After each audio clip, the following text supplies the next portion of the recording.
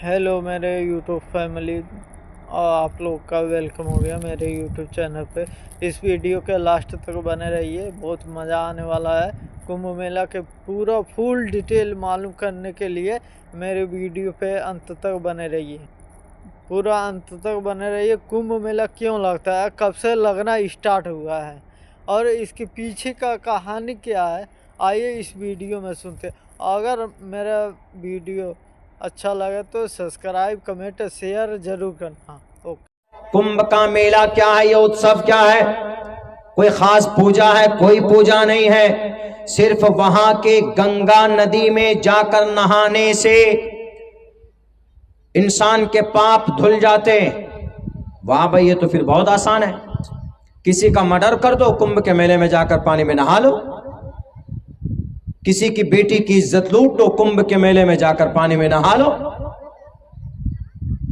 बेईमानी कर लो, किसी की नाजायज जमीन पर कब्जा कर लो।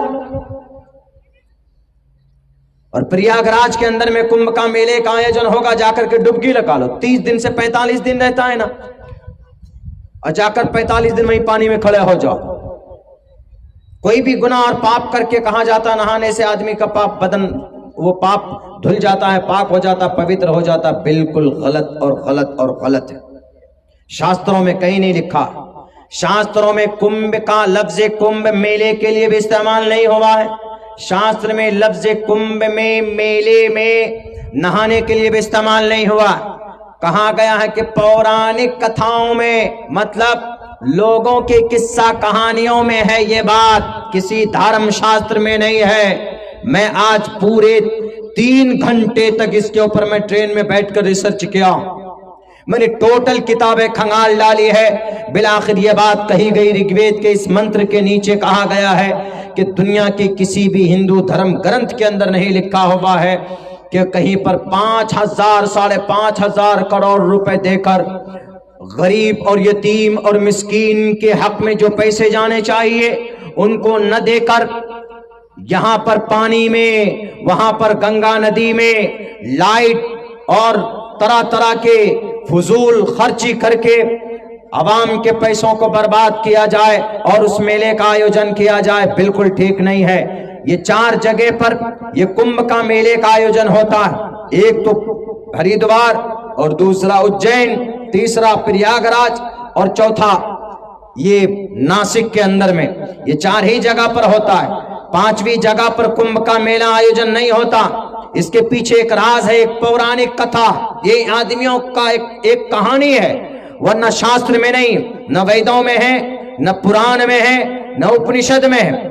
मैंने आज पढ़ा है, आज मुझे ये पता चला और ये तहकीक हुई कि पुराने जमाने में एक महर्षि दुर्वासा थे। उन्होंने बद्दुआ दी इंद्रजीत को, तो इंद्रजीत की ताकत कम हो गई। तो इसी इंद्रजीत देवता और दानवों की ताकत जब कम हो गई तो दैत्य और राक्षस ने उनके ऊपर हमला किया, तो ये मुकाबला नहीं कर पा रहे थे। क्योंकि एक ऋषि ने, ऋषि का मतलब एक बुजुर्ग ने उनको बद्दुआ दी थी, तो उनकी ताकतें कम हो गई। बहरे कैफ जब इंद्रजीत ने कहा कि मैं मुकाबला नहीं कर पा रहा हूं, चलो किनके पास? विष्णु जी के पास। विष्णु जी जो परमात्मा थे, सबसे बड़े, उनके पास गए और जाकर कहा कि हमें शक्ति दीजिए, हम मुकाबला करेंगे इन राक्षसों से, हमारे पास ताकत नहीं है।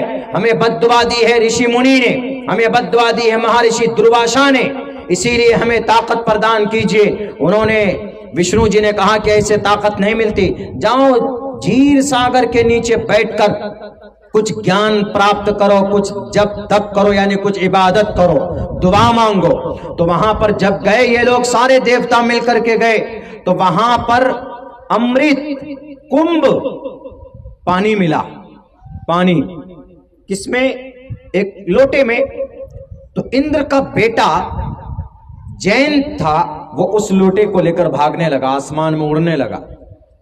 तो पीछे पीछे कौन गया? पीछे पीछे सबसे पहले दानव और देवता गए कि नहीं, वो ये लोटा लेकर चला जाएगा, इंद्रजीत का बेटा अकेला कब्जा कर लेगा और हम लोग ऐसे रह जाएंगे। तो गया।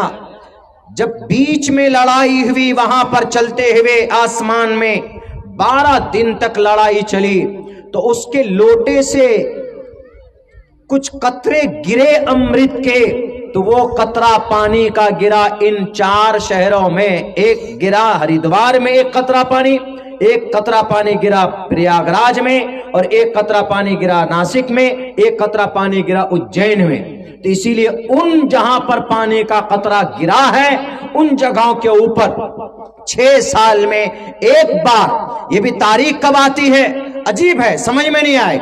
ये जब होगा, यानी इन 4 जगहों में जब होगा ये, जब सूरज और चंद्रमा और बृहस्पति ग्रह, ये तीनों ग्रह आमने सामने आ जाएंगे, तो तब जाकर इस त्योहार का और इस मेले का आयोजन होगा। किसने कहा? लोगों ने कहा। शास्त्र ने कहा? नहीं कहा। आप ईद की नमाज पढ़ते, किसने कहा? अल्लाह के नबी ने कहा। आप बकरीद की नमाज पढ़ते, आप कुर्बानी करते, किसने कहा? अल्लाह के नबी ने कहा। आप शबे बारात, आप शबे कदर मनाते हैं, शबे कदर की रात को जागते, किसने कहा? अल्लाह के नबी ने कहा। आप 30 रोजे रखते, किसने कहा? कुरान ने कहा। आप नमाज पढ़ते, किसने कहा? कुरान ने कहा। आप ज़कात देते, किसने कहा? कुरान ने कहा। आप हज करते, किसने कहा? कुरान ने कहा। यह है इस्लाम।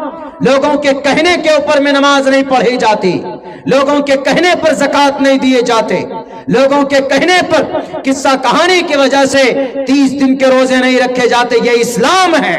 यानी इस्लाम का कोई भी काम कुरान और शरीयत के खिलाफ नहीं होता, और अल्लाह तबारक व तआला के मंशा और उनके फरमान के खिलाफ लोगों की किस्सा कहानियों की वजह से नहीं होता।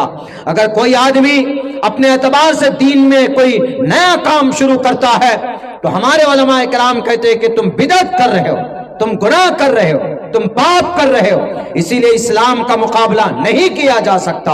आप अलैहिस्सलाम के लिए संस्कृत में भी कहा गया, नराशन संवाजिनम वाजत्री शैदीरम पोषणम सन्मैरी मेहरथम न दुर्गा दवसवा सुदान वो विश्व सम्मातुरो अहंसो